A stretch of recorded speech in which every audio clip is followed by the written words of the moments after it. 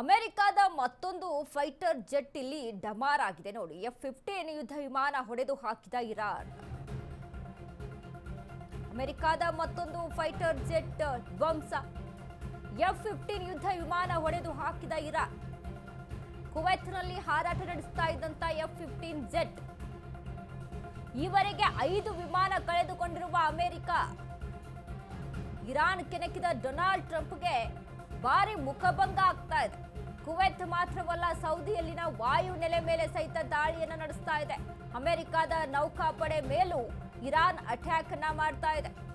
ಕ್ಷಿಪಣಿ ಮತ್ತು ಡ್ರೋನ್ ದಾಳಿ ನಡೆಸಿರುವಂತಹ ಇರಾನ್, ಯುಎಸ್ನ ಪ್ರಿನ್ಸ್ ಸುಲ್ತಾನ್ ವಾಯುನೆಲೆಯೂ ಕೂಡ ಇಲ್ಲಿ ಉಡಿಸಾಗಿದೆ.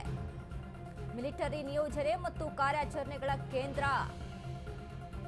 ಬ್ಯಾಲಿಸ್ಟಿಕ್ ಕ್ಷಿಪಣಿಗಳಿಂದ ದಾಳಿ ಮಾಡಿರುವಂತಹ ಇರಾನ್ ಇಸ್ರೇಲ್ ಅಮೆರಿಕದ ಮೇಲೆ ಬ್ಯಾಕ್ ಟು ಬ್ಯಾಕ್ ದಾಳಿಯನ್ನ ನಡೆಸ್ತಾ ಇದೆ ಇರಾನ್.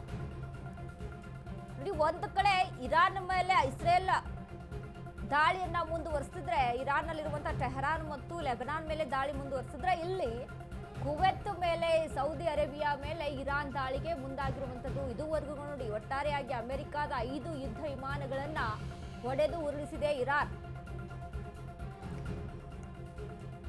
ನೋಡಿ, ಅಮೆರಿಕದ ಬಳಿ ಇರುವಂತಹ ಶಸ್ತ್ರಾಸ್ತ್ರಗಳು, ಕ್ಷಿಪಣಿಗಳು, ಮಿಸೈಲ್ಗಳು, ಇನ್ನು ಯುದ್ಧ ವಿಮಾನಗಳು, ಅಲ್ಲಿ ಅವುಗಳ ಬಗ್ಗೆ ಮಾತನಾಡೋದಾದ್ರೆ, ಒಂದು ಯುದ್ಧ ವಿಮಾನ ರೆಡಿ ಆಗಬೇಕು ಅಮೆರಿಕದ್ದು ಅಂತ ಅಂದ್ರೆ 30 ಕೋಟಿ ರೂಪಾಯಿ ಒಂದು ಯುದ್ಧ ವಿಮಾನ ರೆಡಿ ಆಗಬೇಕು ಅಂತ ಅಂದ್ರೆ ಅಮೆರಿಕಾಗೆ.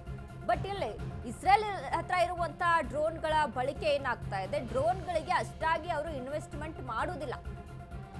ಚೀನಾದಿಂದ ಆಮದು ಮಾಡಿಕೊಂಡಂತಹ ವಸ್ತುಗಳನ್ನ ಚೀಪ್ ಅಂಡ್ ಬೆಸ್ಟ್ ಅಲ್ಲಿ ಒಂದು ಡ್ರೋನ್ ರೆಡಿ ಆಗಬೇಕು ಅಂತ ಅಂದ್ರೆ 18 ಲಕ್ಷ ರೂಪಾಯಿ. ಇನ್ನು ಅದಕ್ಕಿಂತ ಸೂಪರ್ ಕ್ವಾಲಿಟಿಯ ಡ್ರೋನ್ ರೆಡಿ ಆಗಬೇಕು ಅಂತ ಅಂದ್ರೆ 40 ಲಕ್ಷ ರೂಪಾಯಿವರೆಗೆ ಲಾಸ್ಟ್ ಅದ್ರ ಬಜೆಟ್. ಬಟ್ ಅಮೆರಿಕದ ಹಾಗಲ್ಲ. ಅಮೆರಿಕದು 30 ರಿಂದ 36 ಕೋಟಿ ರೂಪಾಯಿ ಒಂದು ಯುದ್ಧ ವಿಮಾನ. ಸೊ ಒಂದು ವೇಳೆ ಇಲ್ಲೇನಾದ್ರೂ ಅಮೆರಿಕದ ಜೆಟ್ ಧ್ವಂಸ ಆದ್ರೆ ಅಮೆರಿಕಕ್ಕೆ ಭಾರಿ ಹೊಡೆತ ಬೀಳುತ್ತೆ, ಭಾರಿ ನಷ್ಟ ಆಗುತ್ತೆ.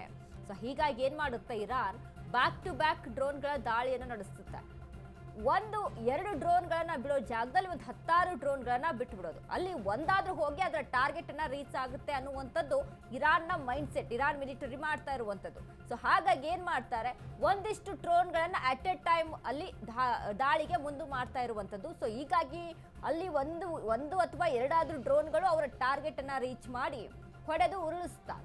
ಹೀಗಾಗಿ ಇರಾನ್ಗೆ ಭಾರಿ ಮಟ್ಟದಲ್ಲಿ ಯುದ್ಧದ ವಿಚಾರಕ್ಕೆ ಸಂಬಂಧಪಟ್ಟಂತೆ, ಯುದ್ಧ ವಿಮಾನಗಳು, ಶಸ್ತ್ರಾಸ್ತ್ರಗಳ ವಿಚಾರಕ್ಕೆ ಸಂಬಂಧಪಟ್ಟಂತೆ ಇರಾನ್ಗೆ ಭಾರಿ ಏನು ನಷ್ಟ ಅಲ್ಲಿ ಸಂಭವಿಸೋದಿಲ್ಲ. ಬಟ್ ಇರಾನ್ನಲ್ಲಿ ಇರುವಂತಹ ಪ್ರಮುಖ ಅಸ್ತ್ರ ಅಂತ ಅಂದ್ರೆ ತೈಲ ಘಟಕಗಳು.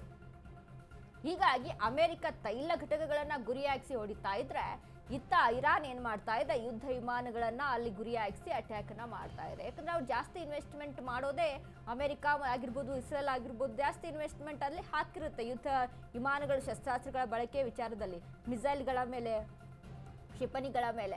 ಬಟ್ ಇರಾನ್ಗೆ ಅಷ್ಟರ ಮಟ್ಟಿಗೆ ಅಲ್ಲಿ ಕಾಸ್ಟ್ ಆಗುವುದಿಲ್ಲ. ಬಟ್ ಹೀಗಾಗಿ ಆ ವಿಚಾರದಲ್ಲಿ ಇರಾನ್ ತಲೆ ಕೆಡಿಸ್ಕೊಳ್ಳೋದಿಲ್ಲ. ಬಟ್ ಇಲ್ಲಿ ನೋಡಿ, ಎಲ್ಲಿ ಕುವೈತ್ ಆಗಿರ್ಬೋದು,